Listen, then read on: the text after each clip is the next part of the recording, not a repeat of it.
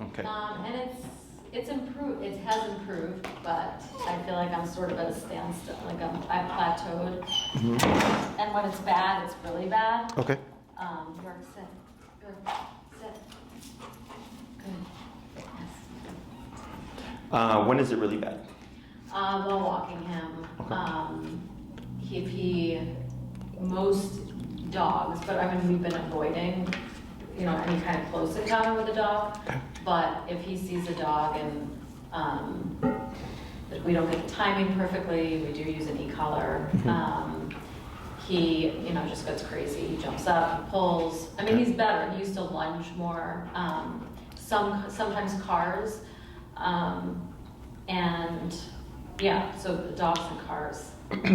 And when we're in the city, most of the time cars are fine. But if it seems like sometimes he just gets spooked and then gets really scared after that. Yeah. And then we also spend a lot of time in Wisconsin, and there I think because, as I understand it, like the cars, the city, maybe they're just like tune them out because there's so many of them. Sure. In Wisconsin, we have a pretty narrow road, and if a car comes, there's nowhere to go on the road too for us. So if he sees it coming, I feel like I can wave a stake in front of him and he wouldn't care. He's like zoned in. Yeah. And then it's just ready to, to chase. Okay. Here, sit. He does this. It's not a trained thing, and we haven't trained it out of him because it's cute. What was I going to tell you related to that? Oh, I did not bring this leash with me, but I started wearing a leash around my waist because he has broken free from me. Sure. Not my husband, because it's just so strong. Yes. And he's pulled me down. And so that's another thing for me. I feel like it's a safety issue. Yes. Lorek, come. Sit. Good.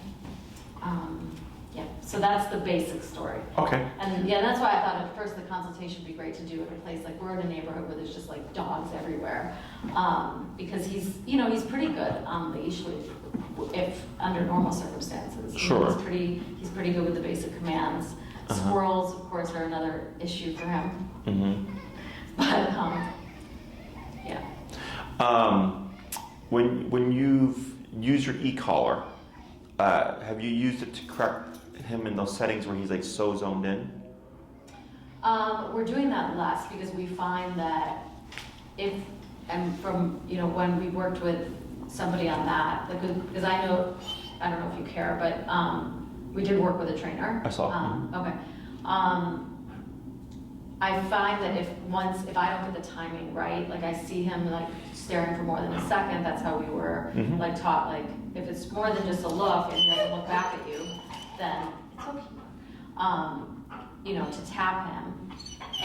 But once he goes wild, there's no, like I feel like it's just hyping him up at that point. But I definitely feel like I'm not, with the levels, maybe we weren't going high enough, but then, between me, my husband, and my son, everybody's like debating, like, should we be going higher with the number, lower? And we worked with him on the e-collar in the house too, but we don't really do that as much anymore. Okay. To just reinforce like at a 4 or 5, just as a reminder.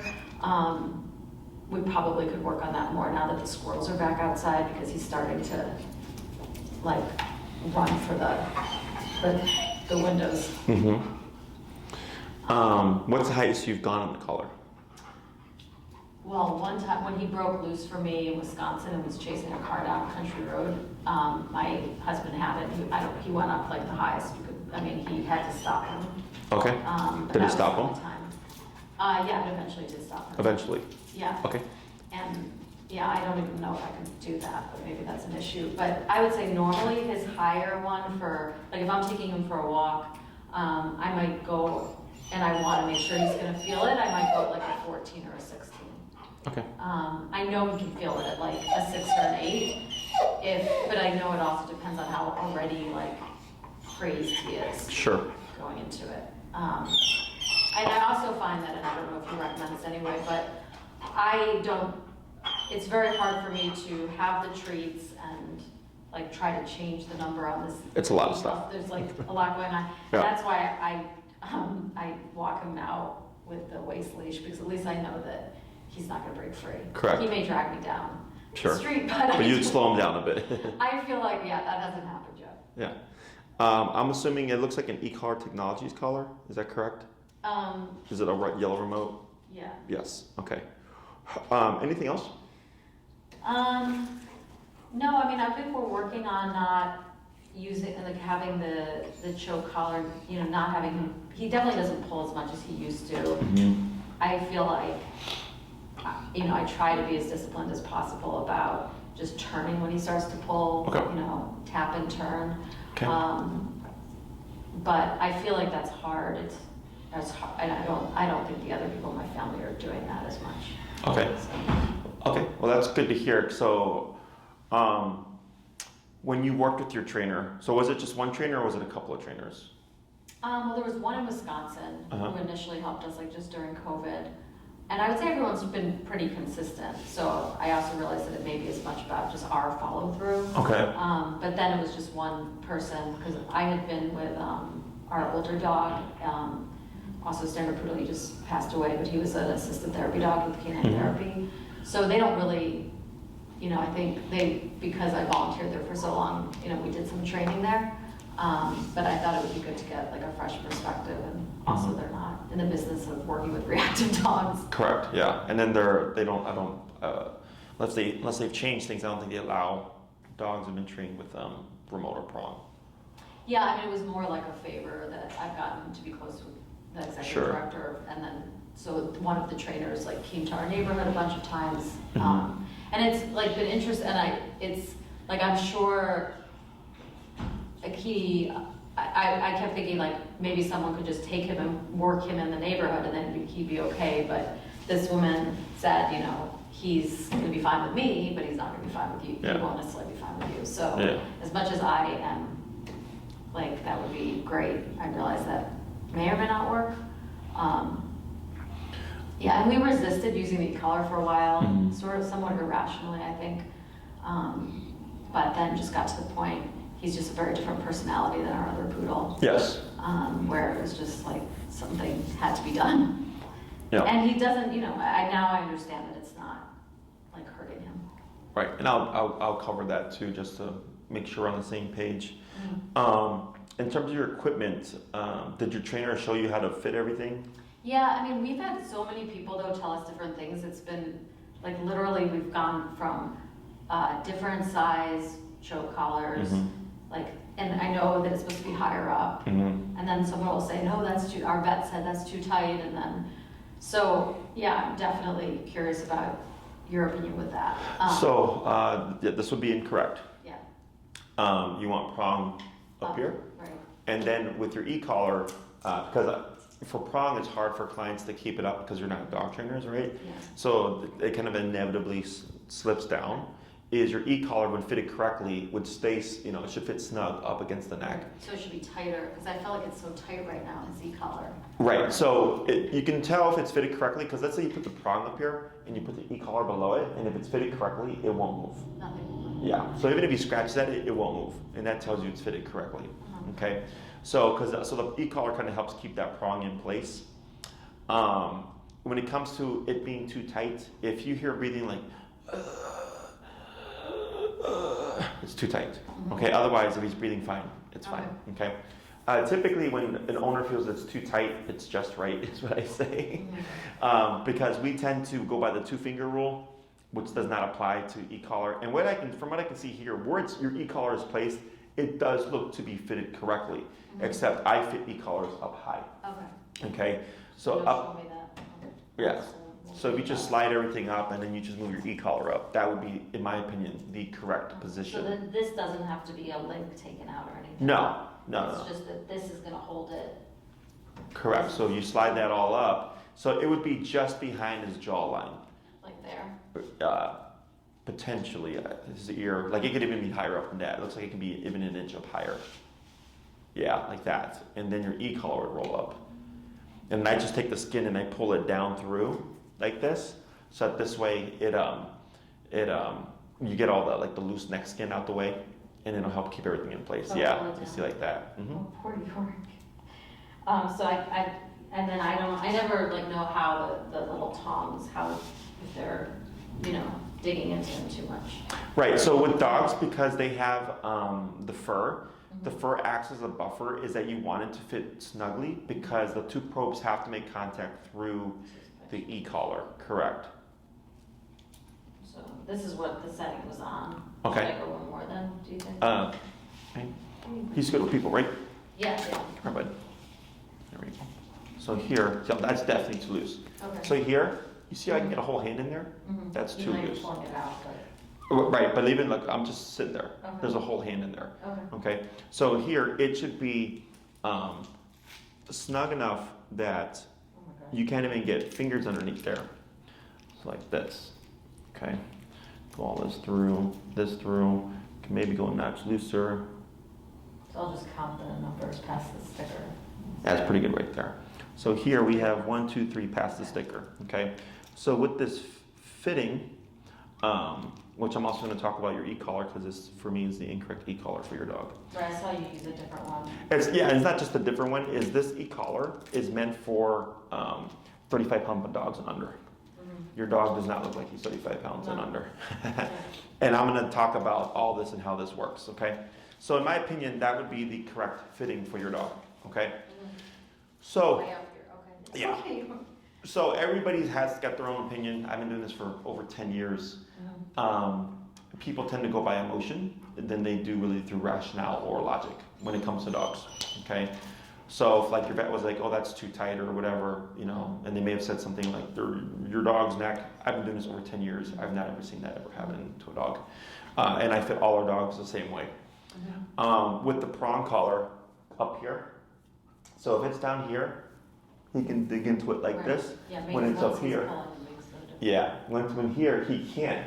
Because if he tries to pull, it's going to bring his head back like this. So that's why we have it fitted up here. Okay, it gives you the most leverage over the dog. Right. If you weren't doing prong collar, it would be your leash to his flat collar. E-collar would then be up here instead.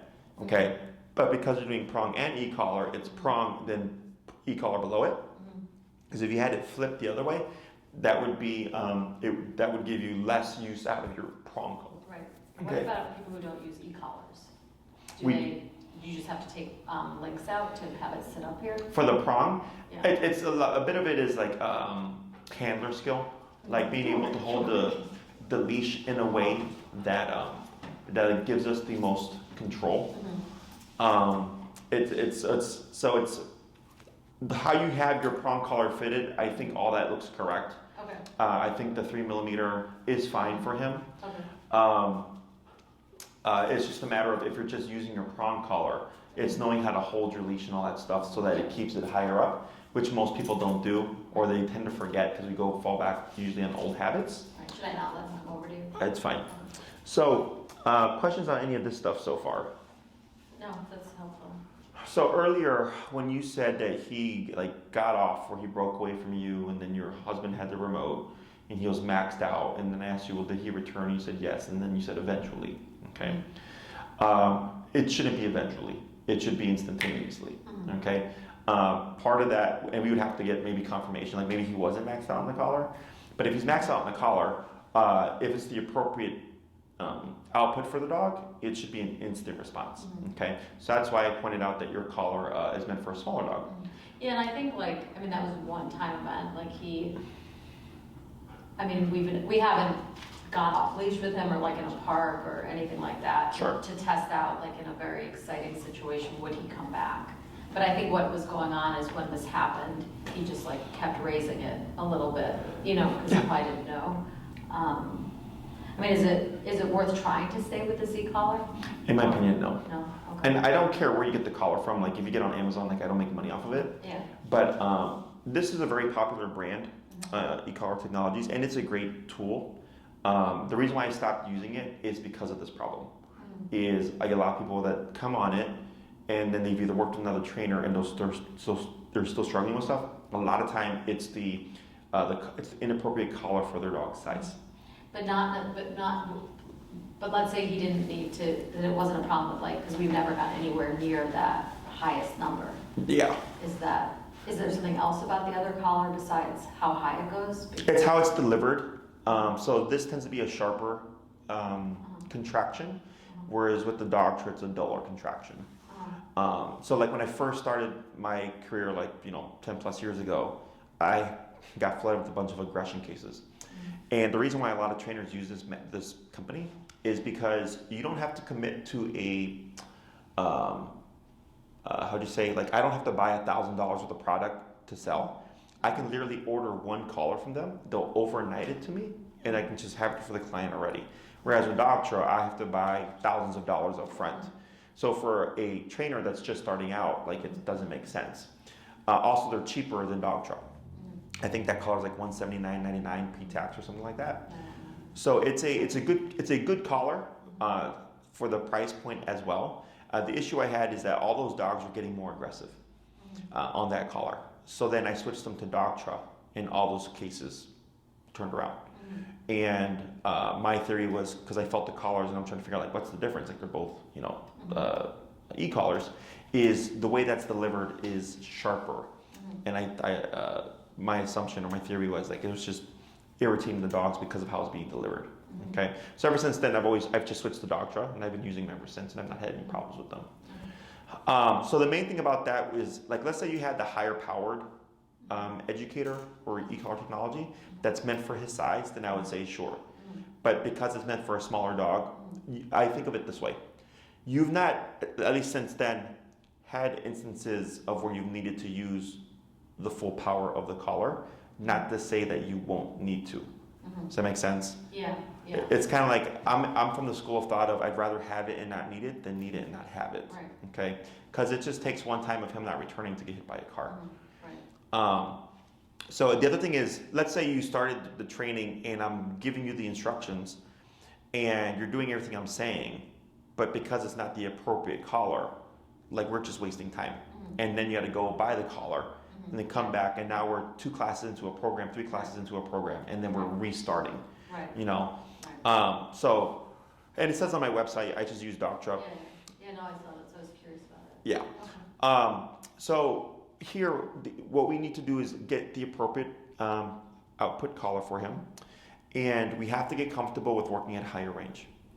Okay, so you said something about 4 to 5, and then you said 17, 18-ish like levels and stuff. Yeah, I mean, we used to be higher, and then it seemed like the advice was that if we could tell how you sort of tell how much he needed, because there are times when we were at 25 and you could tell he felt nothing because he was so, you know, wired. Correct.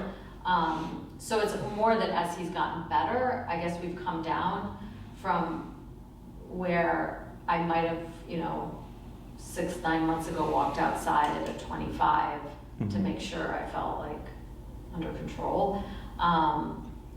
But like again, there's so many times where I feel like I'm not using the e-collar because it's too late, and then it just seems like once he's in a state where he's like jumping and getting tangled and just out of barking and out of control, like middle of an intersection in the street, like the e-collar, like the thing, like what was flying across the road, you know, I feel like it's, at that point I'm just trying to recover.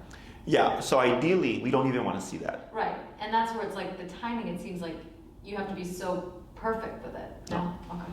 No, you just have to be high enough on the collar. So the way I go about it is, so most trainers teach as low as possible, right? And then, but you're constantly going low to high for these moments, which is why you can't, like as you said, like you can't always be ready for it. So if I'm at 5 and then something happens, as life happens, right? And he reacts, and then the e-collar goes flailing out my hand, yeah, you're stuck, and then your prong collar would kick into play. But if I'm already in his head prior to everything, even if this thing happens, he shouldn't even trigger, is what we're trying to achieve. And then we do that through higher power, preemptively. Okay, and this happens a lot. And every case is different. Some cases it's higher, and then it comes down lower. Some cases it's lower, but then goes higher. And in some cases, stay static. During the same walk, or just over time? Over time. Over time. Yeah. It's like, you know, like as I work with the client, maybe the first couple of weeks their number is higher, but then by the week 3 it comes down lower. Right. But then I'll tell them, you know, don't get tied to a number, because just because your dog is responding to a low level now doesn't mean it's going to be a low level going forward. Yeah. Every day is different. Yeah.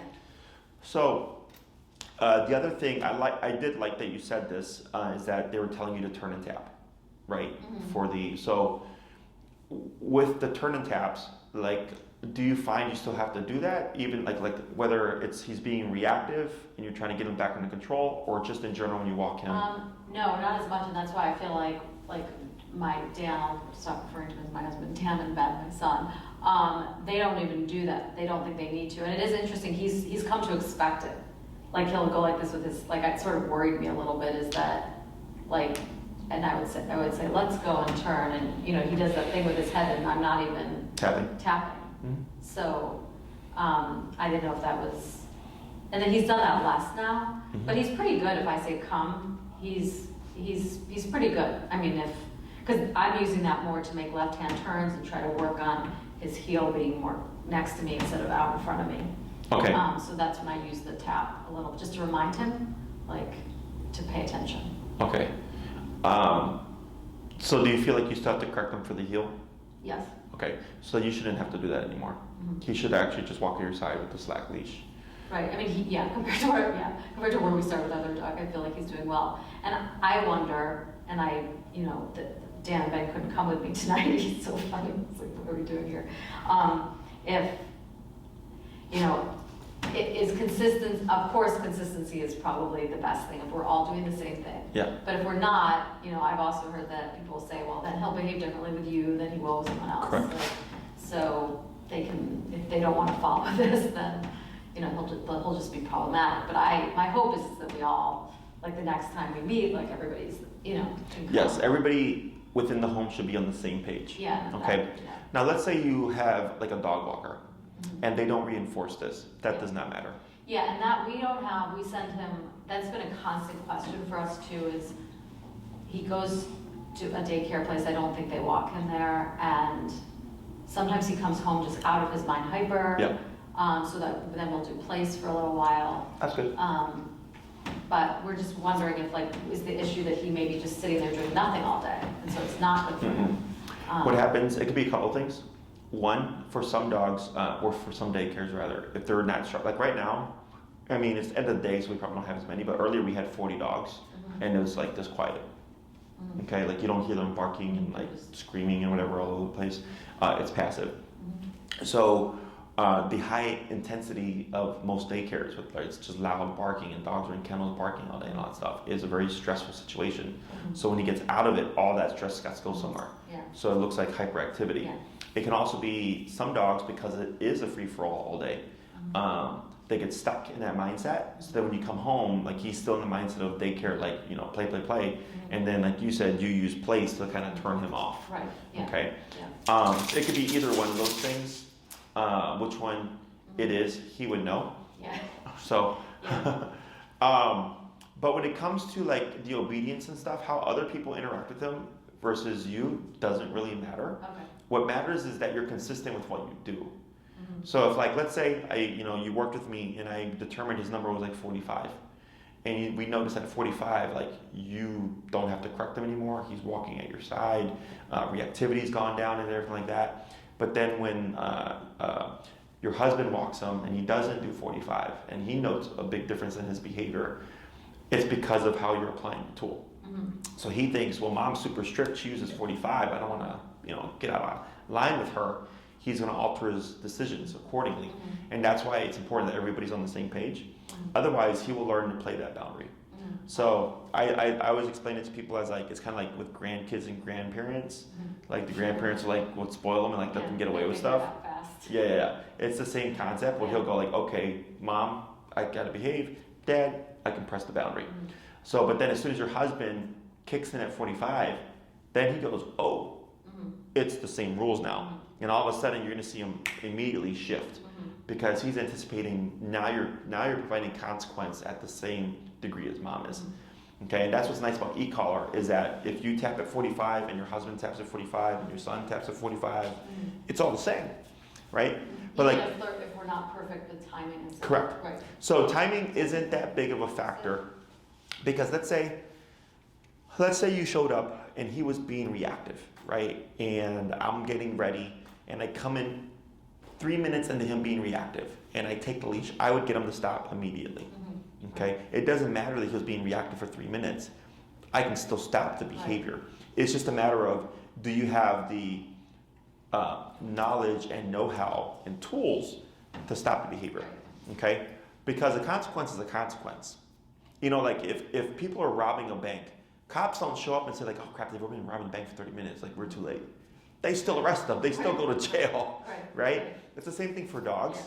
Now, ideally, yes, we would like to correct that behavior prior, as it's just about to happen, but sometimes life, you know, doesn't let you do that. Right. So then you have to have the skill or the ability to regain control even when you've lost control, okay? And if you do have timing beforehand, like let's say we're walking down the street and we see the dog another dog across the street, like is it necessary to be as high for just that? He looks, because he's getting good at looking back at me like, hey, you know, it's just been progress, like, and then I reward him. So, or do you, I guess we'll be doing this like. He determines that. Right. Right, because what dictates the collar is his behavior. If we're at 25 and we make a few adjustments to the training and he's perfect at 25, then it'll go great, there's your number, right? Or there's your general number.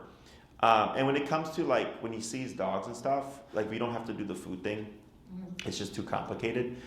If he has an issue looking at dogs and like keeping himself in check, we just teach him that he cannot be reactive, okay? So most trainers will focus on, if the dog is reactive, making them focus on one thing, which is typically like bringing the treat like this, which is you want your dog to focus on one specific thing out of a number of things. And instead I go, don't do that one thing, but you have all these other options, right? So if I'm walking a dog who's reactive, I just tell him, don't be reactive, but you can look at that squirrel, you can look at me, you can look at the tree, you can look at your paws, you can look at the sky, you can look at anything else but that dog. So then we don't get reactivity. So it's simpler, okay? Because dogs learn best through negative experiences attached to decisions, okay? Almost all animals do. It's like, have you ever touched a hot stove? Did you do it again? No. Right? Try not to. That was a negative experience. You're like, well, I don't want to do that again. And it makes you more cognizant and more aware of when you're around the hot stove because you don't want to get burnt again, right? So same thing for your dog. It's just a matter of like, what's the consequence that's going to be concerning enough for him to make him think twice about his decisions, okay? So if he thinks, man, I lunged at that dog or that car and I got 60, the next time I pass by a dog or car, what happens if I don't lunge? Right. They start associating. Correct. Okay, so like I was raised old school, I was spanked growing up, you know, so like I only talked back to my mom once in all my life. It was one consequence and I learned that rule very quickly. That's the whole intention of a consequence. Now, and for dogs, like they don't use positive reinforcement with each other, right? So like if he's at daycare and he does something to a dog that dog does not like, they would just nip and bite him, right? They don't praise him for the times that he doesn't harass them. Does that make sense? Yeah. And sometimes he gets like I've seen him at the daycare, you know, sometimes like with other dogs, he's fine, and then sometimes he, you know, like with small dogs too, he like, it gets like, one time I don't take him to dog parks anymore, and I don't know if that's just, I should never take him to dog parks, or if they're bad in general, but he like basically attacked this little dog that looked like a mouse, and it was bad. Sure. You know? Was there punctures? No. No. I mean, to me, he looked like he was attacking because this dog was squealing, and he'd always been there and had a good time. But then I realized like that's probably not a good idea. Right. So dog parks, most trainers don't like them, including myself, because there's, and like you recognized that, right? And then you've kind of altered your behavior. There's a lot of people that take dogs to dog parks and they just keep bringing them back when they really shouldn't be there. So there's too many variables. Let's say he's completely fine at the dog park until there's a dog that's like too antagonizing, and then he has a problem. Well, that's not because of him, that's because of the dog's behavior, you know? And like I just came from the park right now with the client, and there was people's off-leash, and we were at the park, and people's just off-leash dogs just running all over the place, like nobody had any control over them. You know, dogs were like running 200 feet away from their owner.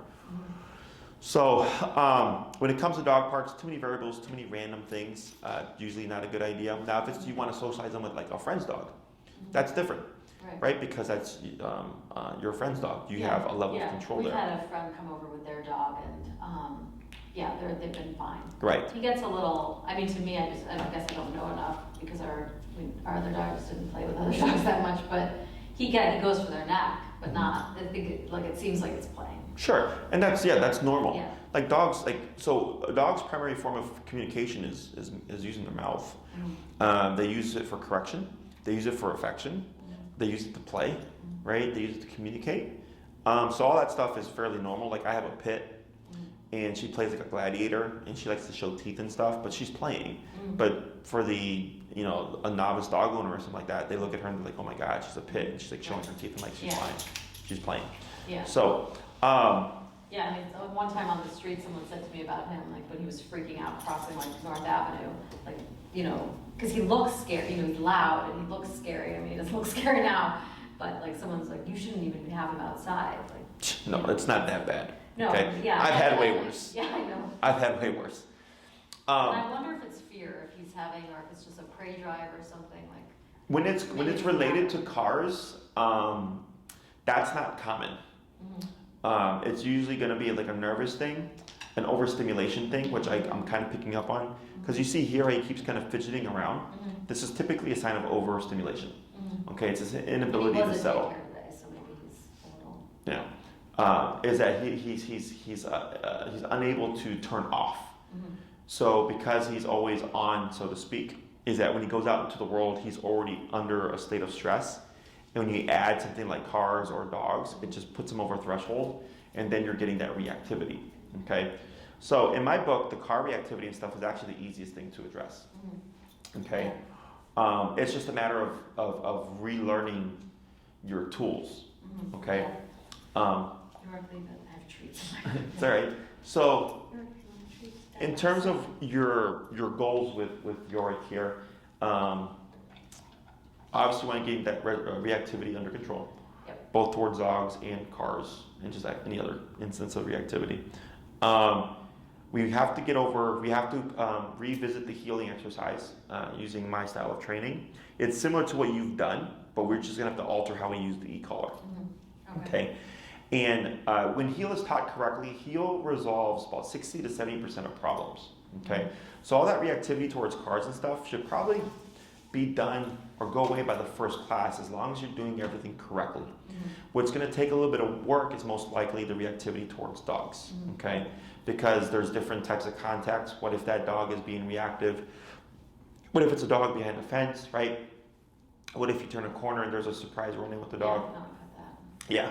So those tend to be in the spectrum, but we should see after the first class, like a good chunk of reactivity just goes away, okay? And then we work on the second half of heal. And I give you some, approaches to the remaining reactivity, and we kind of just touch base on it every class, okay? Reactivity is a spectrum. It's like reactivity towards humans, bikers, skateboarders, cars, tends to be the first thing that goes away. Reactivity towards calm dogs is the next thing. Reactivity towards excited dogs, puppy type energy is in the middle. And then other reactive dogs or sudden run-ins with dogs or surprise kind of run-ins are end of spectrum because it's so abrupt you can't plan for it. Plus the dog is barking at him and he goes under stress and he thinks he needs to defend himself. He's technically coming from like a valid standpoint, right? But we can correct that. The other thing is if the other person's dog is reactive, they might pull their dog away before you can actually get them back under control. So then he thinks his lunging and barking got that dog to retreat. So then he gets reinforced. Okay, turning around a corner and seeing a dog, difficult to plan for, right? So all those take longer, but the first like 3 are the fastest things that get resolved. Okay. Yeah, and I would say like when we're walking like toward a corner, he knows it's a corner. Like he's like getting ready for the blind corners. Like it's just, and that's when it's extremely hard to keep him heel. And so he's anticipating like, is there going to be a dog here? It's like he's so nervous about it. Right. So, but all that, the preemptiveness is easier to address because you can correct him for that. Right, before we even turn the corner. Okay. So, is there anything else that you're looking to cover, or is that like your just primary concern? Is it a reasonable goal to be able to walk down the street past another dog that's oncoming? Like, should that, or because right now I'm avoiding. If I see a dog and I have the opportunity to walk a different way, I, choose to not put myself in that situation. So is that reasonable, or maybe not, to just be on the street and Depends on the case. Okay, so you don't know yet. Right. So the first thing that we do is instead of walking past the dog is the hardest. Yeah. It's harder to control your dog. It puts you at a disadvantage. What I do is I have my clients step aside and let the dog pass, because it's easier to control your dog if you're stationary. Right. Okay. And then we build up to walking past dogs. Okay. And there's different ways of going about that. Unless, like, let's say you're walking and he's doing great, you've made great progress with reactivity, and as you're walking, you see a dog and an owner, and you're like, it's completely like out of control, and you think to yourself, this does not look like a good situation, then you'd obviously cross the street, right? But yeah, so it's either he won't be reactive, and you'll step aside, and yes, there's times where you're not going to have the capacity to step aside, and then I show you how do you regain control should you lose it. But being able to walk past dogs, yes, it's a realistic goal. Whether or not we can achieve it is different, because it depends on his reactivity. Right. So intensity. some dogs, and now of course I notice this more on the street, like people walking their dogs. Most people, it seems like their dogs are just fine, walking past. So this is just a subset of dogs that are like him, that are just reactive and can't handle it. Yeah, I mean, I'm probably biased because all I do is train reactive dogs. So yes. I'm walking on the street and I'm like, all these dogs, it's like when your child is bad and you're like, look around, all these kids are like well behaved, why aren't you doing that? Yeah. And the only experience I have with our other dog, and he was a puller, and I never did, I learned so much after I started volunteering with him, but he never, he could walk by other dogs and just sniff them and check them out and move on. Sure. So it is a realistic goal. Whether or not we can get them there is different, or a different thing, because it's we can't make something happen that's not going to happen. Right. But there's answers. You can most definitely get control. We can most definitely make a lot of progress. Because I had a client whose dog was one of the worst cases of reactivity I'd ever worked with, and we could stop the reactivity, but the dog would never retain it.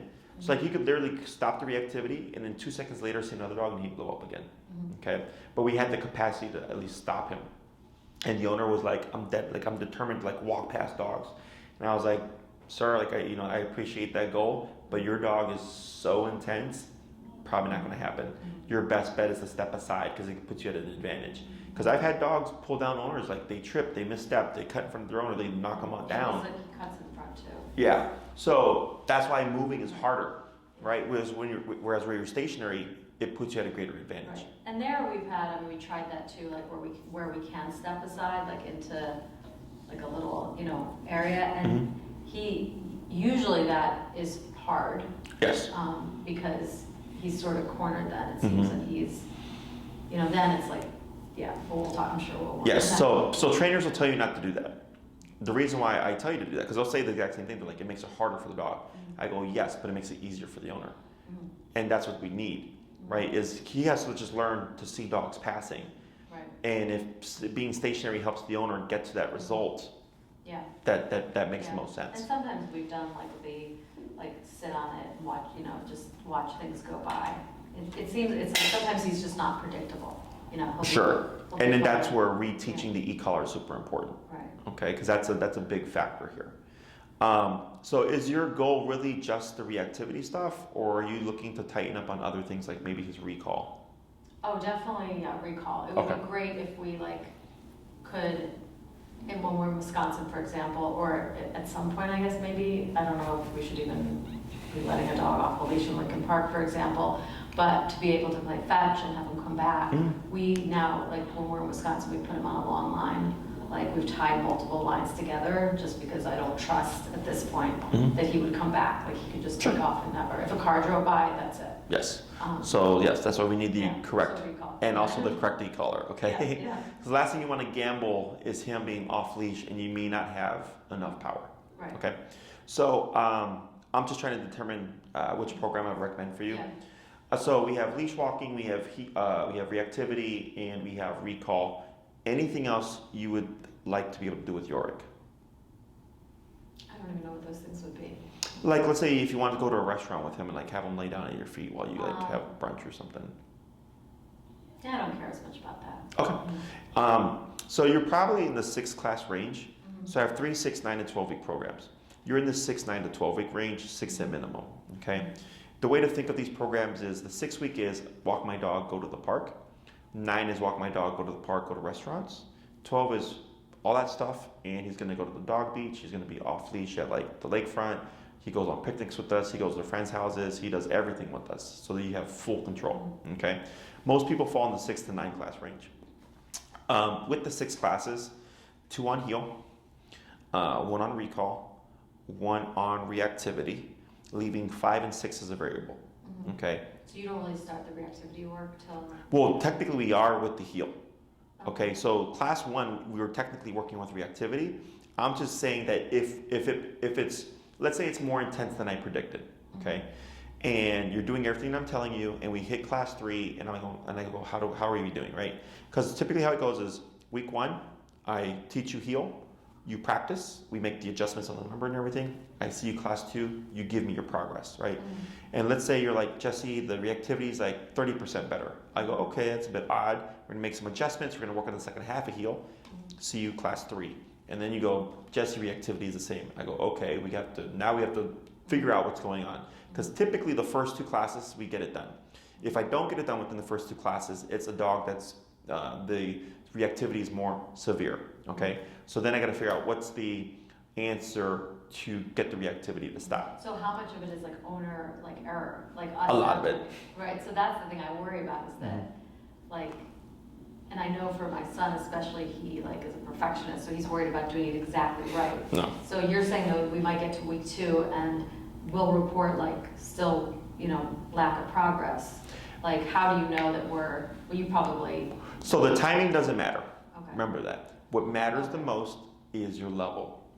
Okay. Okay. So if I ask you and I go, what's the highest you went this week? And you tell me 25. And I'm like, but on the first class we went up to 65. You're like, well, kind of felt bad. And I go, well, that's why we didn't see progress this week. I can figure it out. Right. But sometimes I get an owner who is doing everything, right? And I'm like, okay, then this is just a different kind of case, okay? Right. But usually it's pretty straightforward. So, the first 2 classes dictate what class 3 is. So if everything's going great and you're like, man, Jesse, like just changing the way we use the e-collar and having the appropriate e-collar has made a great difference. I go, great. Then by week 3, we'd already be going into recall, okay? Because we've already, for the most part, resolved reactivity. So if it's like 80% done, that last 20%, I would just give you like tips on how you're gonna address it. Because we can't force it to happen, right? Like we can hope it happens so I can work with you during the process or in the moment. But if he's doing great and it's like, yeah, it's only when we turn around corners, well then, we need corners. Yeah. So the end of class 2, when I see you at the beginning of class 3, dictates kind of class 3. Everything's going great, recall. If we still need some help on reactivity, we work on reactivity. Class 4, everything going good, we feel good, have a good handle on it, excellent. Now we work on recall, okay? Because I understand that's the primary concern.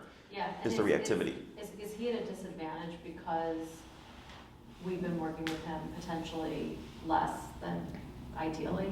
Like is he going to be confused because of the way we've been using the e-collar? No, I get dogs that are completely trained incorrectly on the e-collar, and the owner comes in and we just reteach it. Right. Okay. So that doesn't matter. What does matter is just the consistency and following through with the training. So I've had clients who traveled Monday through Friday and would only be in Chicago the latter half of Friday through midday Sunday. And they're like, is this even worth doing? I'm like, yeah, because your dog doesn't understand you're going Monday through Friday. Your dog just thinks every time we go for a walk or every time we go to the park or every time we go to a restaurant, you always reinforce the training at this level. That's what the dog cares about, is the consistency, not the length of time. Right. Okay, so as long as that's good, then there shouldn't be an issue. Okay. And if that is our situation where we're traveling a lot or just, we're not able to walk him a lot during the week, do you suggest meeting every 2 weeks so that we have more time to practice in between? Yeah. Okay. Because in my general rule, at least for the first week or 2, until we get everything under control, is 3 20-minute walks a day. Okay. Now, if all you can do is like one day you can only do 2 30-minute walks, like that's fine, right? But if it's like I have a couple right now, it's very difficult because they just had a baby, and they've had their 5th class, and in the 5 weeks that I've been working with them, they've probably walked their dog like 25 times total. I'm like, that's definitely not enough training. Plus, they're not very good at being consistent. So, you know, so that's all. But I can tell. They tell me. They're like, we understand, and I'm like, all right. I'm like, but just know, like, you're paying me. It's wasting your money if you're not doing the homework. So, but I do get some clients. Like right now, the gentleman that I just saw, like this was his 10th class. Last time I saw him was probably a month and a half ago, because he's doing off-leash training. He's doing full control. So he needs more time to practice, because you can intend to go every day out to practice, but if it's raining, right, if there's too many dogs at the park and it's not a good day to practice, if it's muddy, what have you, there's going to be other variables. Right. Okay. So the classes 5 and 6 are kind of up in the air in terms of what you'd apply them for. If you're doing everything well and you're following through and we're making great progress, I just keep teaching you more stuff. So then if it's like, hey, we're doing great because we're working on the recall, his reactivity is really good, what are we going to learn for class 5? Then I could teach you like stationary control, which would allow you to take them to a restaurant or whatever without having to do 9 classes. But it all comes down to the owner. Are they following through? Are they doing the homework? Yeah. Okay. Questions on any of that stuff? I don't think so. And are there things that you care that the owners that we do in the house, like how strict we are about things like place or something? Not really, because dogs learn by association. So when you go for your walks and they're structured walks, he's going to behave well. And if you go home and he likes to just, put his paw on you and whatever, and you're fine with that, then that's fine. Like it doesn't really matter. Yeah. I do recommend that people practice more authority than affection with their dog, because people tend to do more affection to authority, which makes things a little complicated. Because like I don't tell my friends what to do, right? Because we're grown men. Like I have no authority over my friends. I'm just their friend. But I can tell my employees what to do because I'm an authority figure. I'm their employer, right? So with dogs, it's a bit tricky because people get dogs for companionship, which is buddy, friend type relationship. But that's why dogs don't listen a lot of times, because humans practice more friendship than they practice more parent type relationship, which is what I tell people. I was like, look at this as a parent-child relationship. Like growing up, my mom could tell me what to do, but I couldn't tell my brothers what to do, right? I had no authority over them. Right. So it's the same thing with dogs. That's what makes it tricky, is if you're trying to be, hey, listen to me now and don't do this, but then the rest of the time it's like, hey, buddy, hello, friend. Right. That's what throws things off a bit. So, but every case is different. I don't think you have an intense case. Right. Yeah, I feel like if you had seen it, things have improved. So I feel like that's like a good sign that he understands, the e-collar, and, it's, I just felt like, it's worth like getting to the, not stopping now, because it's still, difficult. Yeah. And my husband, I feel like, is okay with relying on the choke collar. Because he's bigger? Yeah. Yeah. And I'm just not. Sure. If you want, have you seen any of our videos, our training videos? I feel like I watched one, maybe. Okay, if you go to my website, which is canperspective.com, it should be in the email that you got from Maria. Okay. And you click on, you actually should see the link to our YouTube channel. If you just click on that, it'll take you to my YouTube channel. And I have a playlist titled like client or dog training highlights. And you click on that playlist, okay? And any video in that playlist is good to watch, because it'll be like, there's one case where they flew up from Austin. The dog's name is Birdie.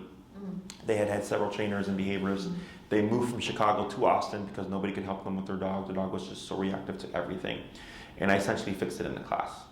Literally just one class, and then the dog 180 in terms of behavior. And it was all through remote collar, and you see it, like them talking and explaining everything and like the process, and it's more condensed, so you're not watching a full 1 hour lesson. Right. But any video within that client highlight list is good to watch, because you'll see a number of reactivity cases, and then how quick we turn it around. Okay. Of course, pending the owner follows my instructions. Right. Okay. Right. And can we do the training in places where they will encounter other dogs? So we actually train out of Oz Park for the most part. Okay, Oz, that's good. yeah, Oz Park is the busiest park in Chicago. Yeah. Bikers, rollerbladers, strollers, dogs, people, parties. I mean, it is getting a little bit quieter because fall's coming, Right. or fall is here. But yeah, we train outside for the most part, unless it's inclement weather, like it's pouring rain or it's snowing, then we can be here at my facility. Mm-hmm. But it really doesn't matter where we train. What matters is, do you know how to use your e-collar in a way that you'll adapt to the situation? Mm-hmm. Okay, so if he's 25 inside my facility and there's not a lot of distractions here, well then it makes sense that his number would be higher than 25 when you're outside on a walk. Right. Yeah. So, but once you understand how to recognize that and how to utilize your tools and get to that answer, a lot of it's just common sense. Okay, Yeah. the hardest thing is just getting the owner comfortable with going higher on the collar. Right. Okay. Yeah. Other questions? I don't think so. In terms of like scheduling and all that stuff, evenings and weekends are my busiest times because most people are 9 to 5. Right. So if you're needing that time, it might be a little bit of a wait. Mm-hmm. Otherwise, if you have daytime availability, it should be easier to get you in sooner, but Maria would know that. Please allow Maria 5 to 7 business days to turn around and get back to you regarding signing you up, because since you've booked your consultation, there have been other consultation requests, previous consultations that are booking, and then my current clients already. So then it's kind of like you're back in queue, Yeah. and then once you're back, then once you're up next, you know, she'll get the information for Right. you. If you would like to be a step ahead, and you know you would like to do 6 classes or what have you, you can turn around, email Maria and tell her, hey Maria, I want to do 6 classes. Here's my family's availability. Please let us know, you know, when you're ready. So this way, when she's going to contact you, she already has the information. Yeah. Otherwise, she's going to email you, wait for your email, and then in that time frame, other people are emailing, right? So at least she has that information, so she can get you started immediately. She sends you a contract form to fill out, and then inform you of the collar that I'd recommend that you get for your dog. Yeah. And then she'll take the rest from there. Okay? Anything else? I don't think so. I think the only thing is scheduling, like, I have flexibility during the day, depending on the day. But I assume it's best for, ideally, all 3 of us are there every time. Correct, especially if there's already been like kind of inconsistencies. Yeah. The first 2 classes are definitely the most important. Okay. Okay? The recall one would be nice to have 2 people because recall is a 2-people exercise, 2-person exercise. But definitely the first 2 classes would be the ones that I would say try to have everybody there. Because that's where we're going to be talking a lot about the reactivity stuff and finding the number, knowing what number is appropriate, whether you're too high or too low. Okay? And do you use the concept of like a maintenance level 2 for reminding for the tap and turn? Like where, like let's say for reactivity, it's like 40. Like is there a lower level that we use in the house to sort of remind him? Depends on the case. Okay. Typically, I operate at the higher end because the dog wants to avoid it. Right? Whereas if we go higher than lower, the dog will learn that it's lower and then start acting up again, which causes you to go higher. Right, but let's say he's outside in our backyard area and like we were using, just to reinforce like a tap at like a really low level, and now we don't have to do it at all. So, but I wonder if, does he need it? Do you suggest that people always tap, like, or not, once they learn something, then there's no need? Oh, sure, yeah. So we want to get to a point where you're not always having to use the tool. He should make his decisions accordingly. However, think of the e-collar as a cop on a collar. So when it's present, he's going to behave better. And then when it's gone, he's going to misbehave. That's why like people, we speed on the expressway, but then when we see a cop, we slow down. So that's nothing out the ordinary. But the use of the collar should drop down. Okay, to where you're not having to use it. Yeah, it's kind of like just there in case you get caught off guard or in case something happens that you just were completely... Right, or you call him and he doesn't come and then... Yeah, because he's an animal. Like he has the free will to not return to you if he chooses not to. Right. The e-collar just allows you to be able to reinforce that. Right. Okay? Anything else? Yeah, the only, one other thing that when he sees me go back the show collar or the e-collar, we tried, and he runs away. And that's like a little upsetting, but maybe that's just the way it is. So we tried to do the game where, you know, like rewarding him slowly for sniffing it and like getting used to the gadgets, and then we just sort of gave up. Okay. So what's your view on that? Like, If he runs from knows. it, have you tried high value stuff? High value food, like food? No, he's not a food, he's not a food dog. Yeah. So he knows, he just is so smart, he's like, I see what you're trying to do. The only thing, the way I get him is I open the door. Sure. And then he wants to go out, so he comes and lets me put it on. Interesting. It sounds like he's just playing a game with you. Mm-hmm. You could technically correct that, but I'd have to send you videos on how to correct that. Like, it's not that we're hurting him, because my son will ask this, like, the fact that, like, it upsets my son that, like, doesn't want it on. He thinks it must be, like, associated Well, with it's pain. discipline. Right. No one likes discipline. Right. I didn't come running to a spanking. Yeah, it's just, You know? right, but I don't want him to think that every time he puts this on, like, it's a negative association. Like, True. something bad's gonna happen, because he's True. still gonna walk, right? We want him to be, like, True, but if he wasn't being reactive, then we wouldn't have this equipment. right. I mean, that's the you know. Yeah. I understand where you're coming from, but it's kind of like, well, if he wasn't reactive, he wouldn't need these tools, Right. right? It's nothing good or bad. Again, like he understands that those tools give you a means of control, Right. and they work to your advantage. Now, over time, what you'll start to see is you'll want to do more with your dog because you have control. Is that a treat? I think he's just smelling something. Leave it, come. Because you have control. Okay, my other clients are here. Because you have control, you'll be doing more with your dog. Okay? So if you have any other questions, you can Just one quick one more, because it's where on the neck, because should it not be under the thing? The chain? No, not the chain, the e-collar. Anywhere from one side of the jaw to the other side of the jaw, just not on the throat. Okay, so it's on his throat, and that means it's just too loose, maybe, that it shifted? Correct. It should have stayed in place.